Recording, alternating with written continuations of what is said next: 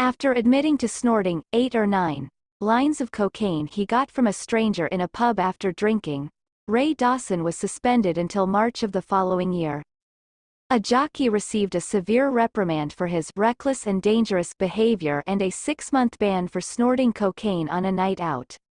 Tim Gray, the chair of the BHA disciplinary panel, reminded Ray Dawson, 30, of the consequences of using the drug and said, "I don't want to see you again."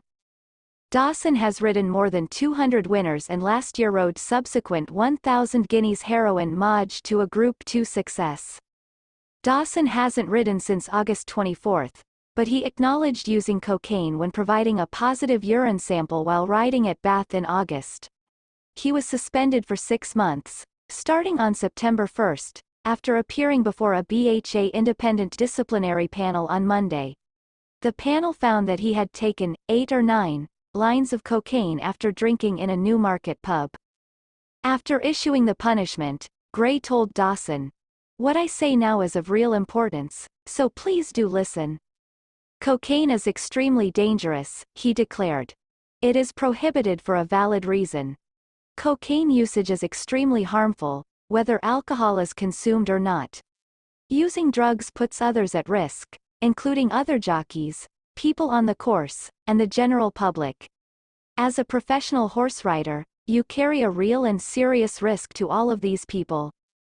That is not to downplay the threat that your careless and dangerous behavior poses to the sport's reputation.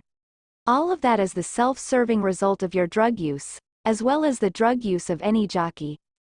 You know that as well as those risks you pose to others, there is also a huge risk to you from failing to remain abstinent from drugs and in your case alcohol, which you tell us is a gateway which can lead to your use of cocaine and is also a real threat to your continued sobriety. Accepting drugs from an unknown man in a pub is reckless in the extreme and puts you at real peril. You can have had no idea precisely what you were ingesting, its effect on your body or indeed your mind.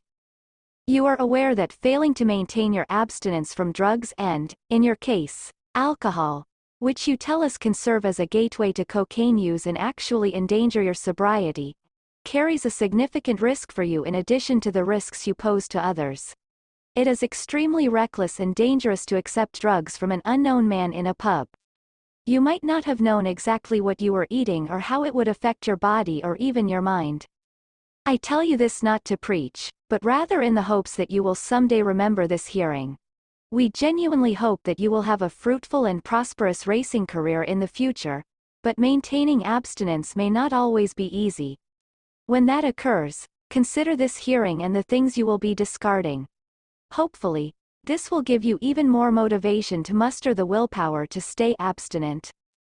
We have no doubt you can achieve great things if you put your mind to it, and doubtless you will make your family and in particular your daughter very proud if you do.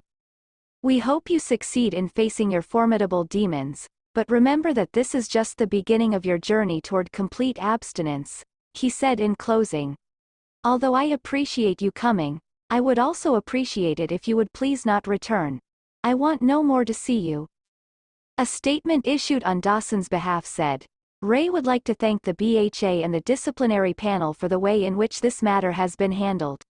He looks forward to returning to race riding in the spring, subject to having established to the BHA's satisfaction that his recovery remains on track."